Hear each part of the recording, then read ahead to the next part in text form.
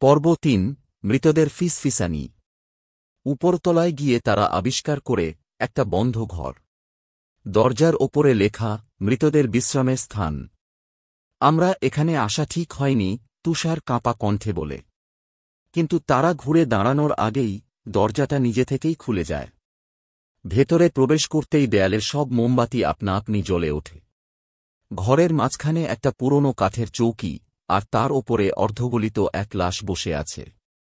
সেই মৃতদেহের গলিত চোখগুলো হঠাৎ খুলে যায়। তার কালো, শূন্য দৃষ্টিতে এক অদ্ভুত শীতলতা। তোমরা চলে এসেছ, গলায় গম্ভীর অথচ ফিসফিস করা স্বর। চারজনই জমে যায়। মৃতদেহটি উঠে দাঁড়ায়, তার হাড়গোড়ের মাঝে চামড়া জড়ানো। তোমরা এ বাড়িতে কেন ঢুকলে? আমার অভিশাপ ভাঙতে চাও? তুষার কাঁপতে কাঁপতে বলে, আমরা কিছু জানতাম না। দয়া করে আমাদের ছেড়ে দিন। মৃতদেহটি হেসে ওঠে। এ বাড়ি থেকে কেউ ফেরে না।